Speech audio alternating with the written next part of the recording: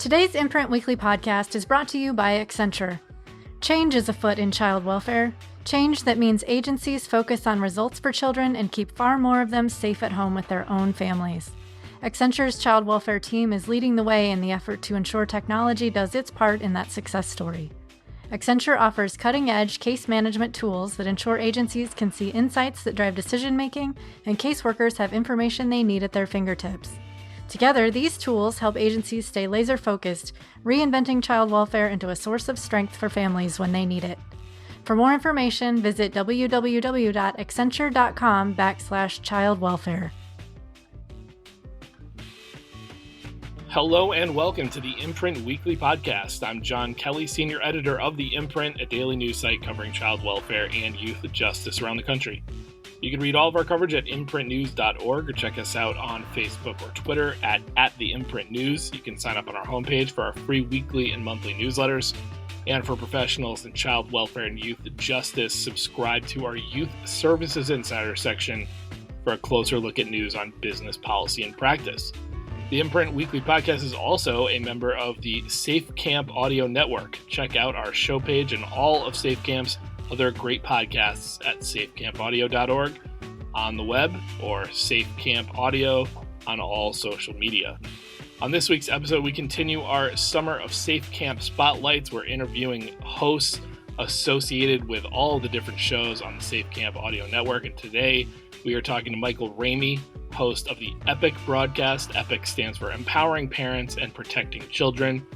Michael discussed the origins of the show, which has recently crossed the 100 episode mark, and shares some thoughts on the state of child welfare and the outcome of the Brackeen v. Holland Supreme Court case over the constitutionality of the Indian Child Welfare Act. I'm going to keep it brief today as I am ducking out of a little long weekend to record this, but let's hit up a few interesting reads and headlines out of some states. Despite quite a serious budget deficit projected in California, the state's budget agreement between the legislature and Governor Gavin Newsom will include two significant increases in spending on older youth in foster care.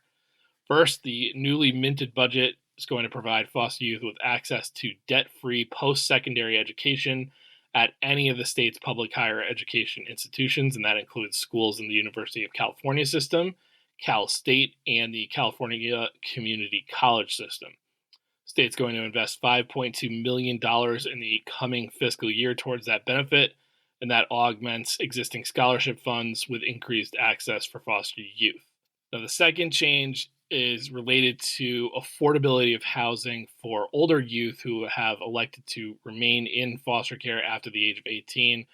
As everybody, I think, who listens to this podcast knows, it is possible, and many states allow it under law for youth to elect to remain in foster care after their 18th birthday through at least their 21st birthday.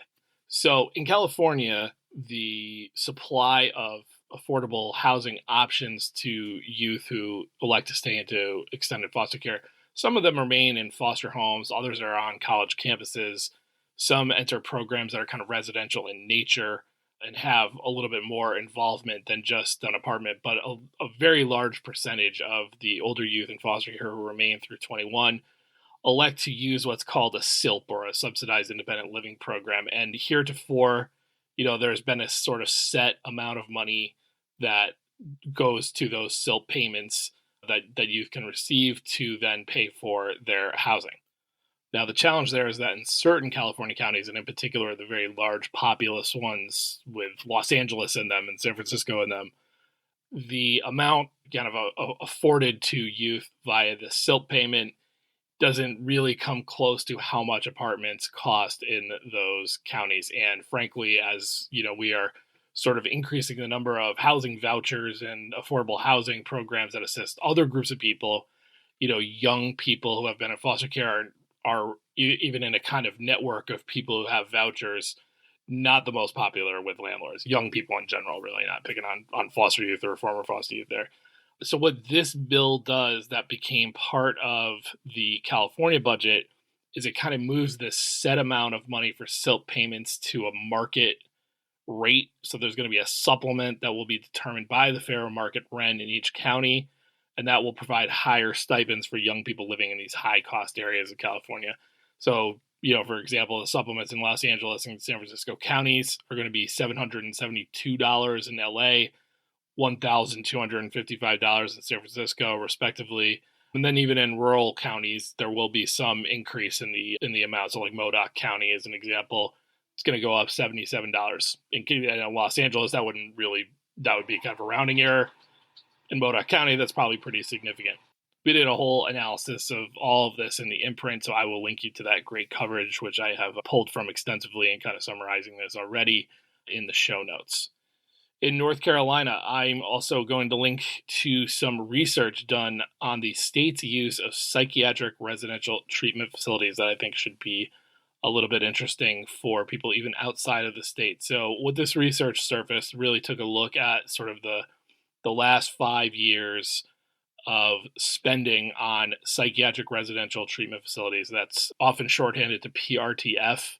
In summary, there are very few residential care programs where states are, at least on paper, allowed to bill Medicaid for the cost of basically everything. PRTFs is one of the exceptions. It's called the Institutions for Mental Disease exception. Old folks' homes, nursing care facilities are a big carve out of this. PRTFs are sort of an option for young people all the way up to 21, I think. So this study found that North Carolina had spent an astonishing $550 million in a 5-year window on PRTF placements for about 10,000 youth, and 42% were youth in foster care. The study also found that North Carolina was increasingly using PRTFs that were not in North Carolina, so out-of-state placements, meaning not only are children in a very, very confined hospital-type setting, these are very restrictive placements that are ostensibly for people with very serious mental health needs. So not only are children in these kind of settings, but they're presumably quite far from their families. I think one point of context here around this is, as all of this money is being spent, right, $550 million over 5 years, the state of North Carolina has been sued over conditions and use of these PRTFs. I'll link to our story on that as well. The Justice Department has this spring kind of signaled some interest in that lawsuit itself. Here's a paragraph from the study that kind of gets to the heart of this, and I'm quoting again from the study here.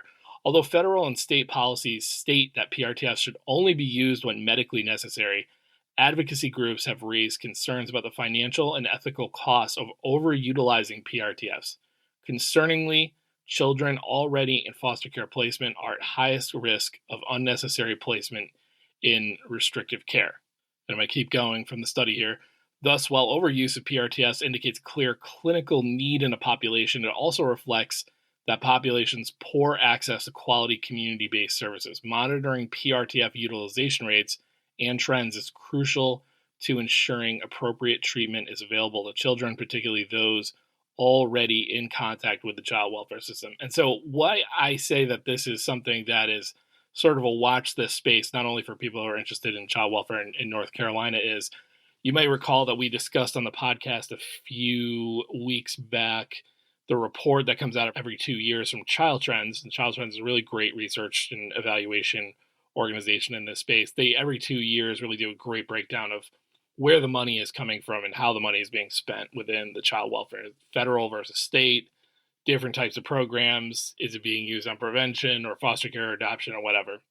And what they found this year, in this year's report rather, is that over the last 2-year period, they go in by kind of biannual periods, the biggest kind of rising program payer, if you will, from the federal side is Medicaid. The amount of Medicaid money that's gone into child welfare has significantly increased. And then that is not an even story across states. There are some states where the use of Medicaid has skyrocketed. Fair to mention, North Carolina is not really one of them. They haven't really seen this enormous increase, at least in the last 2 years, in how Medicaid's involved. But I do think that the kind of crossroads between that finding from Child Trends and what this study surfaces about North Carolina's use of PRTFs is that this is the one residential program that can really easily be paid for with Medicaid. And Medicaid is the sort of biggest entitlement program that states can go and grab money from to help pay for very expensive things like residential care. So it does cause one to wonder whether or not the sharp increase in Medicaid spending within the child welfare system might be correlated with, a significant increase, at least in some states beyond North Carolina, in the use of these PRTFs. So that's something that we're going to keep an eye on here at the Imprint. If anybody has any information from their state on the use of PRTFs, you can always hit us up at tips@imprintnews.org. Imprint reporter Annie Shiaka attended the most recent hearing between Texas's Child Welfare Agency, which is called the Department of Family and Protective Services, and federal judge Janice Jack, who effectively oversees that agency now thanks to a class action lawsuit that Texas lost. And during this hearing, it would be an understatement to say that Judge Jack was not happy. The report to Jack from court-appointed monitors said that facilities that are run by DFPS, that's their kind of shorthand, had been removed from increased vigilance despite failing to provide sufficient medical care, maintain disciplinary standards, and keep proper records. And in addition to that, as we've reported in the Imprint recently, the number of youth who are living without a formal placement in foster care, staying in offices, staying in hotels, staying in churches in some cases, the number has gone down from a peak about a year ago. There was something like 400 kids at one point who were children without placement. It's gone down, but it's still an issue for sure in Texas. So just to quote Jack from this hearing, you take people off heightened monitoring that have a history of abuse and neglect. That she's, parenthetically, I'll add, talking about the providers, some of the providers that Texas DFPS uses. I am flabbergasted on behalf of these children, Jack said. It takes such a callous mind and a callous operation to interpret the heightened monitoring standards to take these facilities off when the children are still at risk. I'm not sure how you're going to ever get out of monitoring with this attitude, she said. When you all step up to the plate and admit your errors, then you can fix them. Until then, it's not going to work. So that is harsh language coming from the judge whose job is to oversee Texas reforming and improving their system via this lawsuit. And just for context, this lawsuit really gets to conditions and caseload numbers, across things in child welfare in Texas. But it was really kind of the origin of this was the tendency of young people to languish once Texas put them in what they kind of call like the conservator program there. So this was, basically just putting kids on a track to spend the rest of their youth and their youthful years in foster care. So this all makes one wonder, what's coming from the bench here, because relatively light fining regimes, which Judge Jack has used thus far, have really not wrought any progress that she seems happy about. I kind of read this story from Ms. Shiaka and was wondering, whether this is the precursor to Judge Jack really hitting Texas with some heavier punishments and kind of creating the pretext for that. I don't even know what that would be, though. Obviously, money is the quickest way to make your point, so some sort of huge fiscal penalty, I guess. We've written about this in the past. Illinois seems to have been twice now the kind of example of this, but there have been examples of judges holding directors of child welfare agencies in contempt and continuing to do that. That happened quite a bit back in the 90s when Illinois was going through some reforms that were also court-ordered. That has kind of surfaced again, actually, in Illinois. The current director of DCYF there was held in contempt a number of times as the system was really struggling to keep kids safe in foster care. But unless we see something change, I guess, with Texas in the eyes of Judge Jack, I guess we will find out what's behind those words at the next. I think they do quarterly kind of checkups and meetings off of the monitor's report. So I guess stay tuned on that. To end on a more positive note than talking about angry judges, Jeff Fleischer has been hired as the next director of the Division for Children, Youth, and Families in the state of New Hampshire. So listeners to this podcast may remember the name if they don't know it already. Jeff Fleischer was on the podcast a few months back as he was retiring, or right after he had retired from leading the program Youth Advocate Programs. It's based in Harrisburg, but has programs all over the country now. He had been involved with YAP for 38 years, 20 of those at the helm. And YAP is really on the juvenile justice side. And I know that they, I will say that they actually operate in both fields, and they have for a long time, juvenile justice and child welfare. But I still kind of think of them first as a youth justice program, and they are really kind of one of the only name brands in alternatives to incarceration in this country. And they've kind of built their brand around the idea of taking youth who, but for their interventions, would be incarcerated by different juvenile justice systems around the country. The program's got kind of a cool origin story way back when there was a man named Jerry Miller, who worked in the Massachusetts juvenile justice system, became the director there. And this is a little bit of an embellishment, but really like kind of almost over a weekend shut down all of the big juvenile training schools that Massachusetts had, moved all of the kids back into the community, and really kind of revolutionized the system right then and there.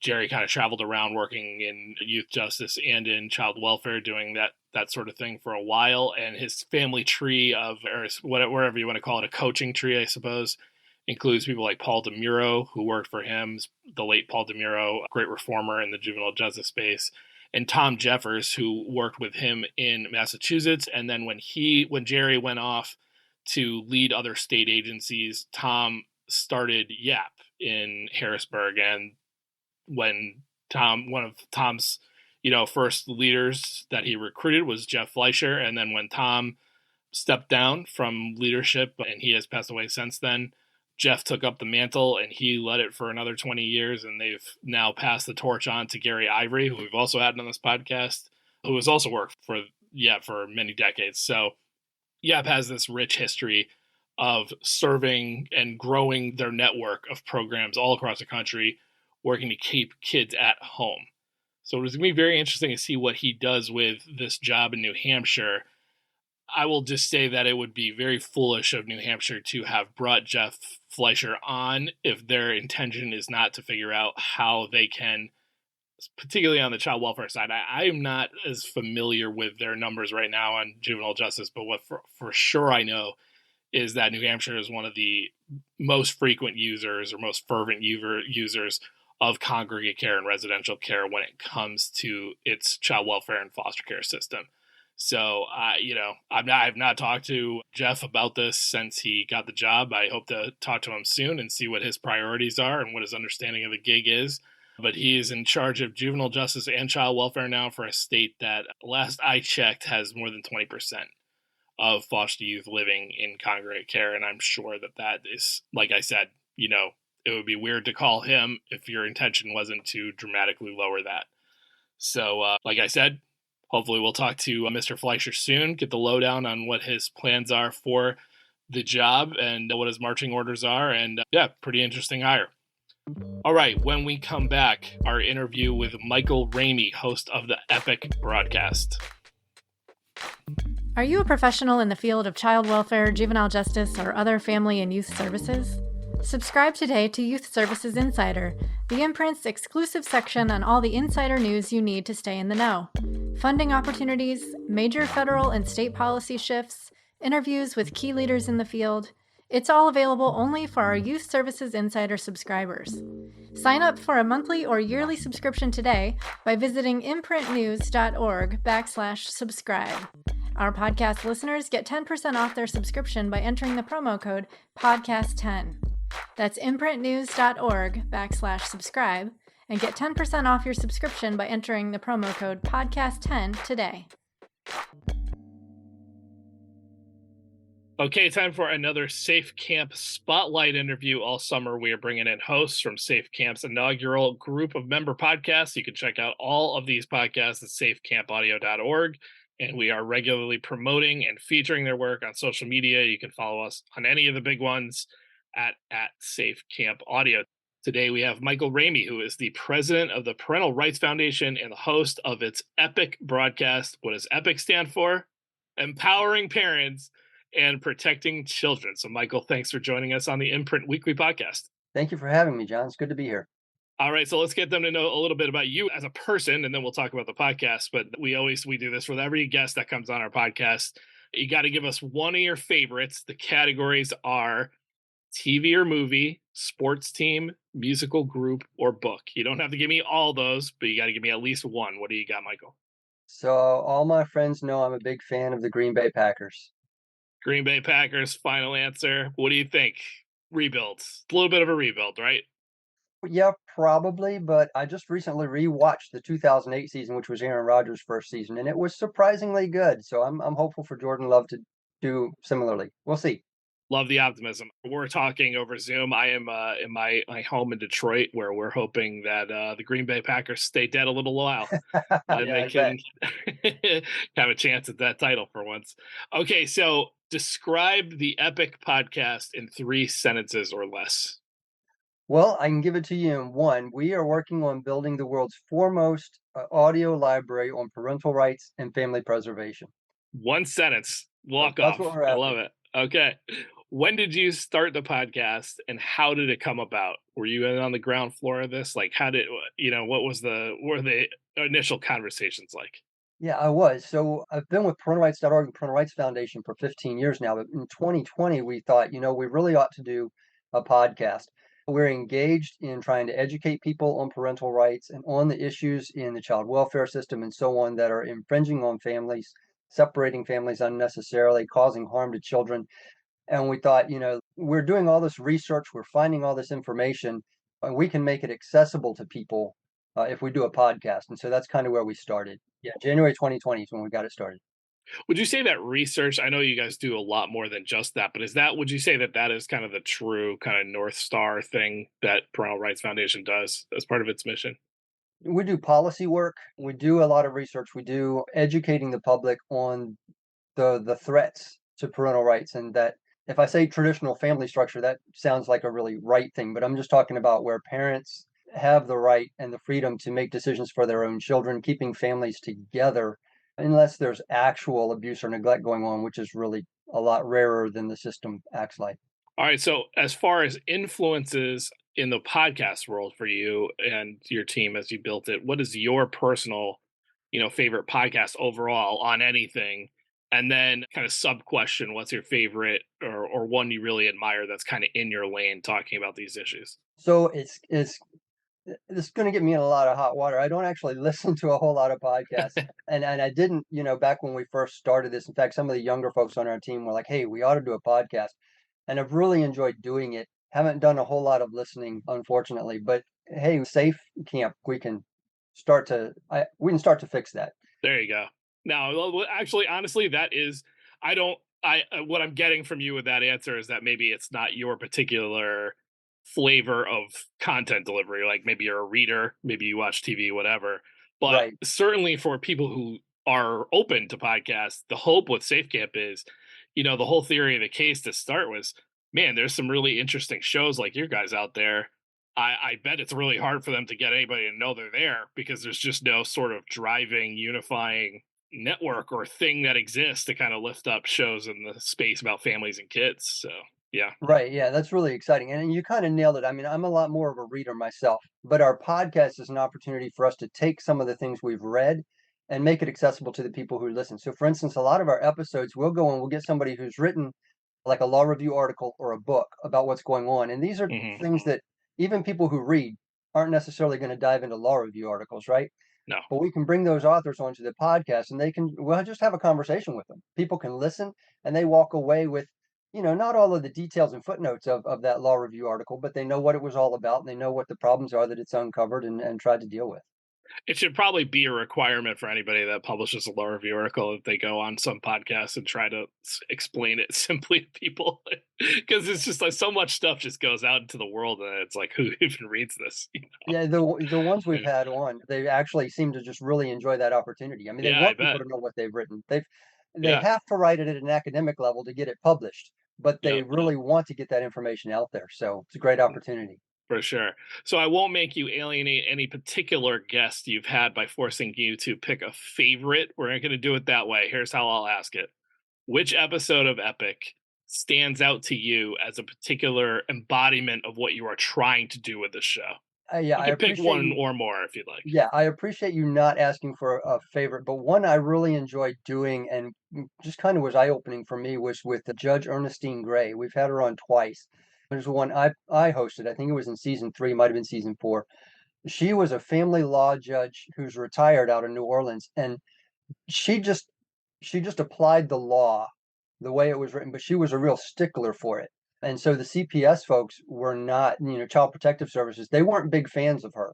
They would try to get into some other judge because, if they were saying that the parents, they're there because the family's got a dirty house and they want to take the kids. And by the way, they want to do a drug test too. She'd say, well, what does a drug test have to do with a dirty house? No, I'm not going to issue a drug test. You didn't say anything about it in your intake report. So, and that kind of thing. And she kept families together by just being a stickler for the law. I just really enjoyed talking to her and kind of hearing her heart on that. It's a really great interview, the last one you guys did with her, because I think it really captured, the driving force of kind of what she accomplished down there, which there's lots of big ideas being bandied about making child welfare smaller in scope, drastically different, in some people's minds bigger and more focused on family support. And Judge Gray's experience was really an experiment in, like, what if we just did, like, actually scrutinized and enforce the laws Right. as they're written here, which is important because it's just far less sexy than a new idea, and it doesn't negate the other ideas. It's just like, hey, also down here we've managed to really shrink the system just by actually making it work like on paper it says it is. Yeah, no, it's great. I mean, because as an organization, one of the things we're doing, our policy work, is proposing legal changes to fix these things. And she comes along and says, well, we don't necessarily have to fix anything. We don't necessarily have to change anything to fix it. We just have to apply what's there. And she makes a lot of sense. And we're not going to stop doing our policy work because there's still a lot to fix too, especially in Yeah. other states. But it would be really helpful if we had good judges to apply the law. We throw a few topical questions at you. Where, in your view, or I guess you can answer for your own personal opinion of the foundation, doesn't matter to me, do you think government most encroaches on the rights of parents? In what specific way? Wow. So what we're finding really is we've got a really broad audience. And so over on the right, we've got folks, conservative Christian homeschoolers who are concerned about the government wanting to force their kids back into, public schools or some cookie cutter or whatever. Over on the left, we've got single parents who are impoverished, who have brown skin, and for those reasons are being targeted by CPS, and the CPS worker floats around their house on a weekly basis. So it really varies from what part of the country you're from, what demographics there are, but it all boils down to the same thing, that the government's sticking its nose in where we don't need it to. Parents know what's best for their kids, and we just, for the most part, leave them alone, let them do it, and the outcomes for the kids are better. Any particular state in the country that you feel has, a pretty good model or approach for affording maximal freedom to parents, like that have struck the right balance of, we do need to make sure that everybody's safe and educated, but we recognize your autonomy too? Some states are better than others, but none of them's really nailed it. Florida's made a lot of progress in the last couple of years with their Parents' Bill of Rights that I realize, it's tied to Ron DeSantis, so folks on the left tend to not be a big fan, but that's actually been a really good bill. Oklahoma's got a good law, and Iowa just passed one that uses their own Iowa Supreme Court precedent and just puts into the black and white of the law that these are the rights that have already been established as being fundamental parental rights. And it's a good start, but how you see those things played out in CPS and so on, it's going to take some time to see how it's actually applied. Myself and Michael are talking in mid June here, June 16th. You'll probably hear this a little later in the summer, but the day before we talked, there was a major Supreme Court decision in the world of child welfare. Supreme Court, just by a 7-2 vote, upheld the Indian Child Welfare Act. So I'd be a fool not to ask the head of the Parental Rights Foundation what they thought of that decision. Well, I haven't gotten to read the whole decision yet, but I've often thought that if we could treat all parents the way that parents are treated under the Indian Child Welfare Act, we'd probably be on our way to doing a much better job. So, 7-2 decision in favor of the Indian Child Welfare Act, that sits pretty well with me. I'm happy to see it. Michael Ramey is the host. The show is the EPPiC Broadcast, empowering parents and protecting children. Michael, thank you for joining us on the Imprint Weekly Podcast. Thank you for having me, John. Thanks to Michael Ramey, host of the EPPiC Broadcast, for joining us today. The Imprint Weekly podcast is a production of the SafeCamp Audio Network, which is a division of Fostering Media Connections. Please visit safecamp.audio.org on the web or at SafeCamp Audio on all major social media. This podcast is produced and mixed by Christine Onjoko, with music by Luke Giroux and Cyrus Elia.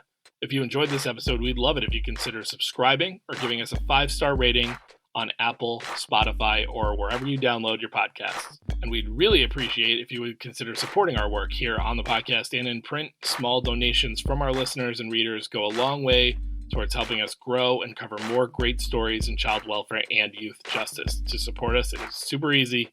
You just visit imprintnews.org/donate. You can follow The Imprint on Twitter and Facebook by searching the handle @TheImprintNews, and you can visit us on the web at imprintnews.org. To email us, just hit us up at tips@imprintnews.org. I'm John Kelly, and we'll see you next week.